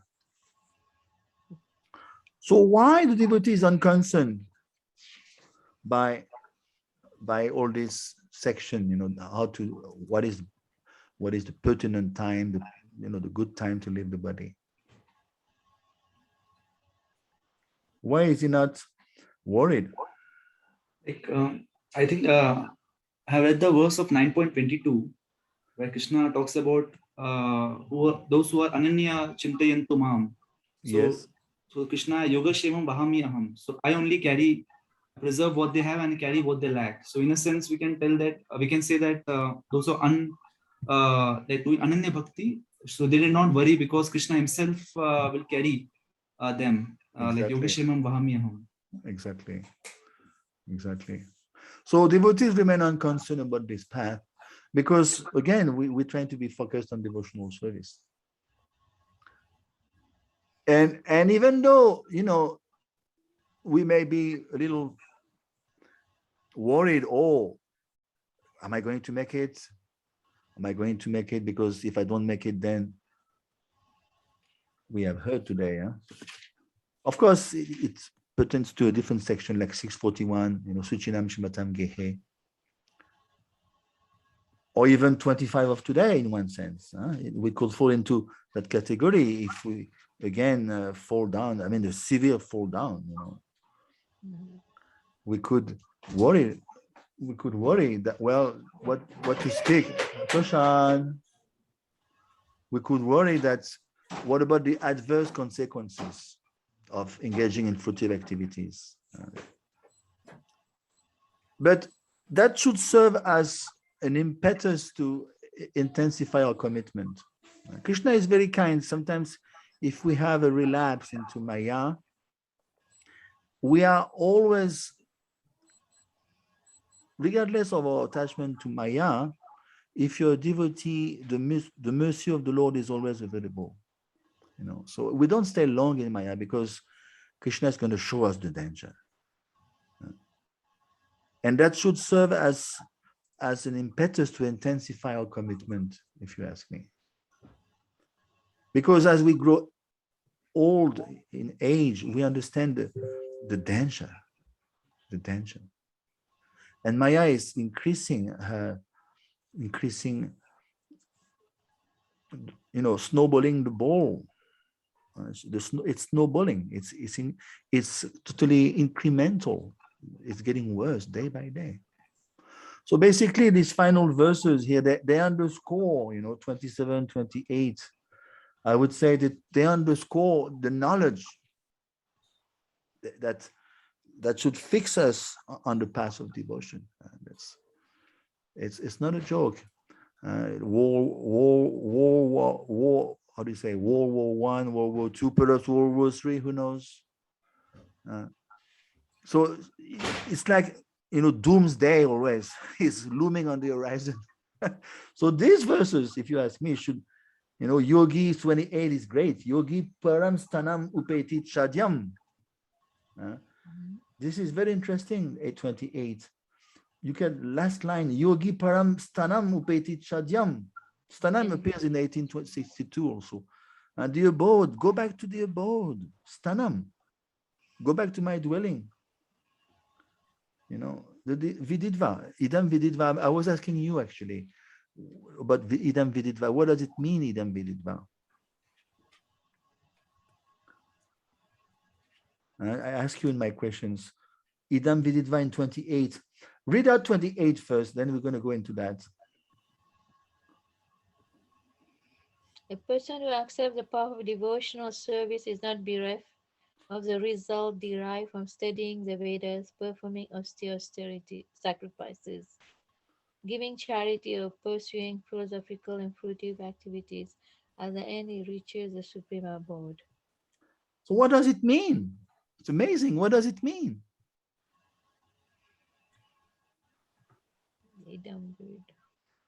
No, I mean, before we go to Idam Vididva, what's the essence of that verse? That's amazing. It's a package. It's all encompassing, isn't it? It's all encompassing. Yeah. You don't lose out. It's a win-win, Goloka. You don't lose out. You never lose out. What does it mean, Vignesh 28? Like Krishna explains that whatever results that we obtain through studying of the Vedas, doing yajna, doing austerities, charity, all that is like a concomitant factor when we do a devotional service. Exactly. So it's like all, like you said, it's like a complete package. So, and it's more than that. It's like there are much more things which we cannot achieve by just doing a yajna and tapa, but something more we can achieve by doing devotional service. Exactly. In one stroke, I don't know if you read 28 very thoroughly. It's a long purport. In one stroke, Prabhupada says, in one stroke, a beautiful expression, in one stroke, he surpasses all the rituals of the different orders of life. Brahmachari, Grihastha, Vanaprast, Sannyas. Then we know the sannyas, where do they go? The regular sannyas, not the Vaishnava sannyas. Oftentimes they go to Brahmalok, isn't it? Good sannyas, I mean, Mayavad. And I mean, monist and stuff. So, but from Brahmalok, where does Brahma go? He goes to Vaikunt. Or for, let's say, some Gyanis are in Brahmalok, they go to Brahman. But can you imagine, in one stroke, we are here on this earth. In one stroke, we can bypass, surpass, and go back to Golok. Perhaps not one life, okay, 2 lives, 3 lives, so what? So just imagine our mercy, our good fortune. Naya Matma Pravachanena Labyo Nabedaya Nabahuna Shrutina. It's not by scholarship, it's not by even much hearing, brain power. No. It's Yamevesha Vivinute Tanum Swam. When he feels him, when he deems it fit, Lord will Tanum Swam reveal his own form. By dint of devotional service, this is the thing. We should not reverse to other things. So there's a lot to cover. We have to do a lot. We have to purify ourselves. We do things in Krishna consciousness for Apanashodite, for the sake of purification. Even Epicurus, I don't know if you remember, Epicurus was a Greek philosopher. Way before Jesus Christ. He lived in the 2nd or 3rd century before. He has read in Athens, he created a school, actually, Epicureanism. He used to say, the guy is quite advanced, what's the use of philosophy if it doesn't heal our hurts? What is the use of philosophy if it doesn't heal our hurts? If it doesn't heal our wounds? See? It's a very good statement, Epicurus. So now I want to ask you, Krishna says 28, okay, we bypass everything. Give me some reference in the Bhagavatam of devotees who got the fruits of any other path, plus they went back to Krishna. It's part of the package. I'm thinking of one boy. I mean, it's obvious. Who is that boy? He started off on the wrong, yes? Dhruva? Yes, exactly. Isn't that the fulfillment of 828 Dhruv Maharaj? Isn't that? Remember, he was praying for a planet bigger than his great grandfather. Remember? And in 6 months' time, he got darshan of Prishnagarbha. Prishnagarbha is Vishnu, coming with Garud. And it's mentioned in Hari Bhakti Sudodaya, I was praying for broken pieces of glass. He felt ashamed like anything, the boy. And Prishnagarbha touched him with his trunk. He started extolling Lord Vishnu. Beautiful shloks, Uttama shlok, Varachada. And then, he was ashamed like anything. And then what does Lord Prishnagarbha told him? Remember? Just like 828. He told him, you're gonna be okay, you wanted to rule? You're gonna rule 36,000 years. And then you go back. So you can see. Even though he felt ashamed like anything. Remember 6th canto? Vignesh, give me a quote from 6th canto, a story that illustrates 628. Beautiful story. It goes in 3 lives. Bharat Maharaj? That Bharat Maharaj, eh? That's 5th canto, isn't it? I think it's 5th canto, Jad Bharat. I'm thinking of 6th canto. Vritasur? Yes, but start from the beginning, because it's very interesting. It goes, this particular jiv is evolving through 3 lives. Remember? How does it start?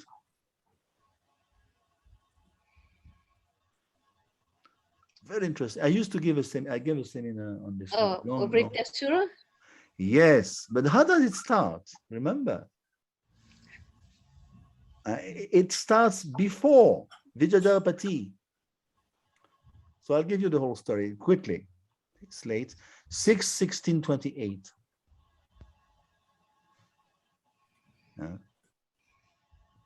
O King Parikshit, only after 1 week of repeatedly practicing the mantra received from the spiritual master, Chitraketu achieved the rule of the planet of the Vijayadharas as an intermediate product of a spiritual advancement in knowledge.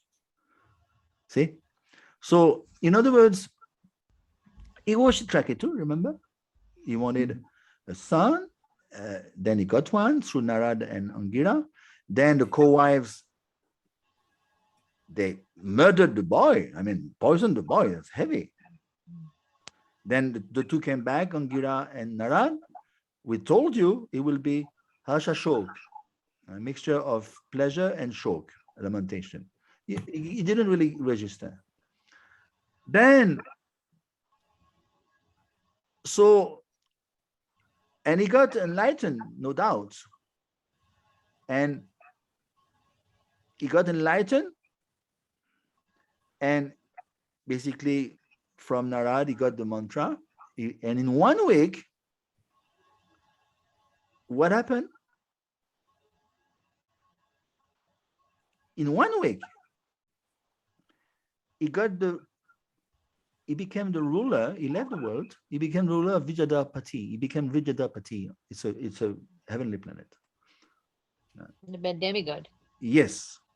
And Prabhupada says here, actually, sorry, it's not Prabhupada, it's Shukdev. He says, he achieved the rule of the planet of the Vijayadas as an intermediate product of his spiritual advancement in knowledge. Does it sound like 628? See, it's one of the byproducts.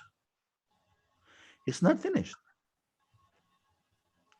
Purport: if a devotee, after being initiated, adheres rigidly to the instructions of the Guru, is naturally endowed with the material opulences of Vidyadhara, Adipatyam, and similar posts as byproducts.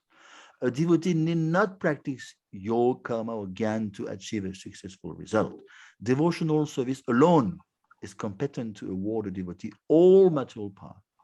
A pure devotee, however, is never attached to material part, although he gets it very easily without personal endeavor.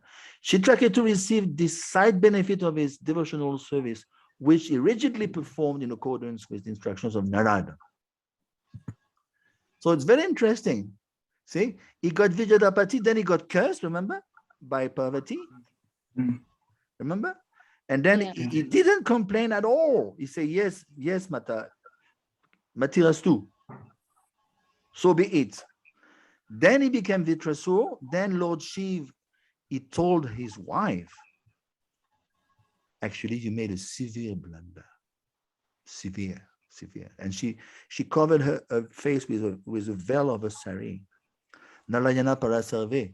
And you know the verse. The devotee of that caliber, Lord Shiv knew. He kept silent, but he told his wife after he had cursed him. A devotee of that caliber is never bewildered. Whether he be in hell or Narak or heaven, he always Narayana Parasarva. She felt embarrassed, Parvati. Then he became Vitrasur. And remember Vitrasur, the level of Vitrasur? And then he was killed by Indradev, but Vitrasur became a pure devotee. But Vishwanath Chakravarti Thakur says after the gopis, is one of the most advanced devotee in the Bhagavatam. So you can see his itinerary, his journey. Yeah? Chitraketu, Vijayadapati, yeah?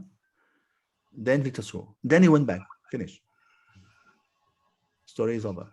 So why Vitrasur is one of the topmost devotee? Have you noticed the level of his prayers on the battlefield when he fights with Indradev? Yeah. Even Indradev is embarrassed. I'm supposed to kill that person. He's telling Vitrasur, you are such an advanced devotee. And remember, Indradev, to kill him, Vitrasur was so big, he used to trample demigods just like ants. Just imagine his size. And in order to kill him, Indradev had to plead to Dadichi, please give me your bones so I can make a Brajra so powerful I can kill Vitrasur. And when he got the bones, Dadachi was so detached, please take my bones. Then he made such a powerful weapon, but he was hesitating because on the battlefield, Vitrasur was in Samadhi. Have you seen the level of his prayers? He's saying just like a beloved wife is waiting for a dearmost husband coming back from the war or coming back from business. She cannot sleep at night. She's waiting. In the same way, my Lord, I'm waiting for you. Then just like the baby birds are waiting for the food from the parents, I'm waiting for you, my Lord. When will you come? Indradev is hearing the prayers on the battlefield. He's saying, I'm supposed to kill that person? He's many more times more advanced than me. So Vitrasur is that fellow. Be careful, don't judge by the externals. Very advanced personality. Even in the form of a demon, you can become a great devotee. Yeah. Vitrasur is extremely advanced personality. He went back straight. But see this journey, very interesting. So again, we finish on that, 8:28. I'm late today, sorry. We never lose out. Never lose out. Any questions?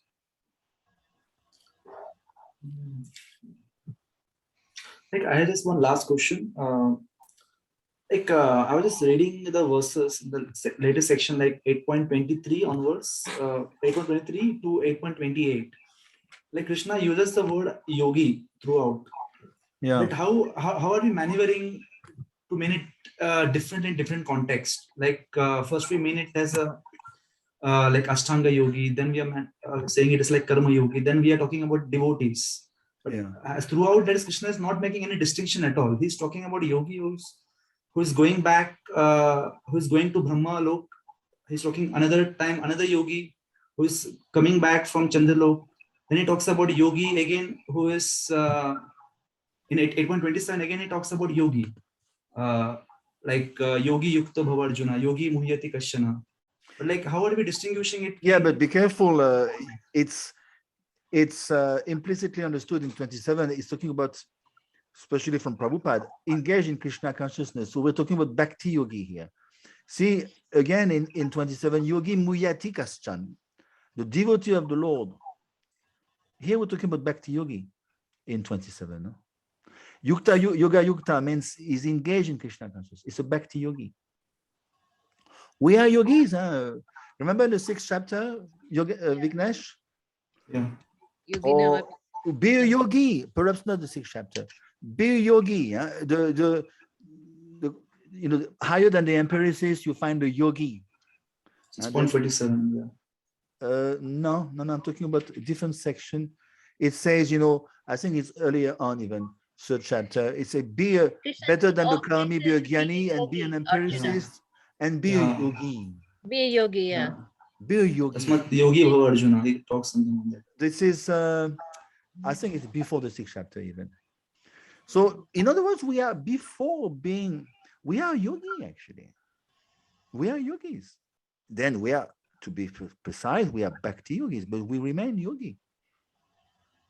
Yeah, that is, I understood that point, but only my concern is like just from a point of view, suppose if I'm not a devotee, if I'm a non-devotee, then anybody would like to interpret it this way, like for him, there is only a constant word yogi throughout in the entire section of 23 to 28. So how would he differentiate if it literally do a translation? That is why we need acharyas like Baladev, Bhushan, Vishvana. Otherwise, like you say, we could make an homogeneous rendition, Yeah. No, we need a Prabhupada, Baladev, Bhushan, Vishvana, Chakravarti Thakur. Otherwise, like you said, someone has to explain the words of Krishna. Yeah, because Krishna is using it two different ways in the same word, into different context. No, definitely. It's a very good point. Can you imagine if you had the Gita without the purpose of Prabhupada? Where we will be? We'll be like, perhaps not in ISKCON, most probably not. We won't understand anything. Well, we'll speculate. That is why Ridhara Maharaj has done the book in 2013. I translated the book in French 2 years ago. What he has done, he has taken the Gita. He himself he's got a PhD in Sanskrit, so he's quite qualified. And he has stuck very rigidly to the Sanskrit in English. Prabhupada, as we know, is criticized for that. He has taken liberty. Oftentimes people say, well, he's always putting Bhakti everywhere, Krishna everywhere, because he knows where Krishna is driving at. So Maharaj is himself, is quite a scholar, and he's coming from the university. His background is quite university, like his PhD and all. So he has purposefully, for the sake of those guys, he has written the book. I don't know if you have it. It's a study guide on the Gita. And it's quite very rigidly adhering to the Sanskrit. And sometimes the English is, if you ask me, is weird, because I translated the book into French. And I was asking Maharaj to make it a little more, a little more appealing to the public. And don't you think I should? Because in French, I'm very concerned with good French. So I was asking him. He said, "No, you stick to the, because I want it that way." And it was well. Yes. Is it very literal? It doesn't go. It's very strictly sticking to the Sanskrit. I think Prabhupada, when mentioned like Bhagavad-gita as it is, I think it is as it is in terms of the concluding portion. Like he talk about, he doesn't mention it as a commentary or bhashya. He talks about, it's like giving a purport to it. It's like a bhava anuvad, what we call. Exactly. He's giving the emotion, ultimate emotion of the each and every verse. Because Prabhupada knows the mind of Krishna is on that level. It's Vishnu Parikar.